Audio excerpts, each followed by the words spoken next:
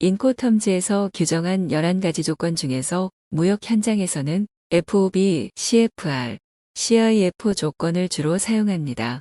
하지만 인코텀즈에서는 컨테이너 운송의 경우 FOB, CFR, CIF 대신에 각각 FCA, CPT, CIP를 사용하라고 권고하고 있습니다. 그 이유는 뭘까요? 이유는 간단합니다. FOB, CFR, CIF 조건은 컨테이너 운송에 적합하지 않기 때문입니다. 컨테이너 운송의 경우 선박회사의 입장에서 컨테이너를 선박에서 직접 인수하고 인도하기가 힘듭니다. 보통 수천 개에서 많으면 2만 개가 넘는 컨테이너를 선박에 적재하고 하역해야 하는데 그 많은 컨테이너를 개별적으로 선적하거나 하역하려면 엄청난 비용과 시간이 소요되기 때문입니다. 따라서 선박회사에서는 개별 화주들에게 컨테이너를 선박으로 가져오지 말고 컨테이너 터미널에 있는 CY에 갖다 놓으라고 합니다. 선박회사에서는 CY에 갖다 놓은 컨테이너를 한꺼번에 선박에 적재함으로써 선적 작업을 효율적으로 진행할 수 있습니다.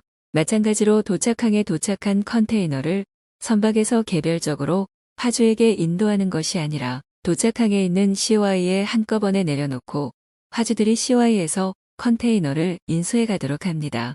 문제는 여기에 있습니다.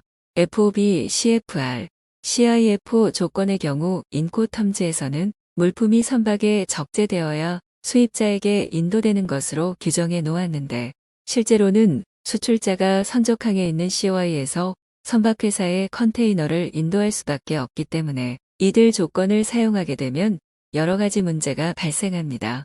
첫 번째 문제는 컨테이너를 CY에 갖다 놓은 이후에 선박에 적재될 때까지 사고가 발생할 때입니다.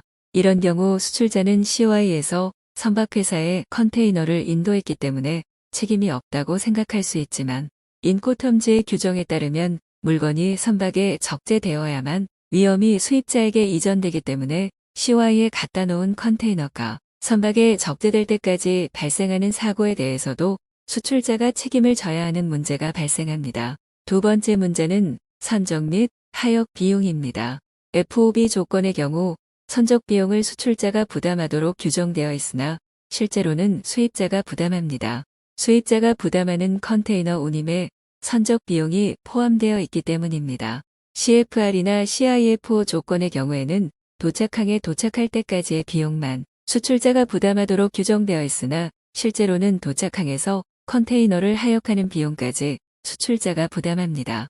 수출자가 부담하는 컨테이너 운임에 하역 비용이 포함되어 있기 때문입니다.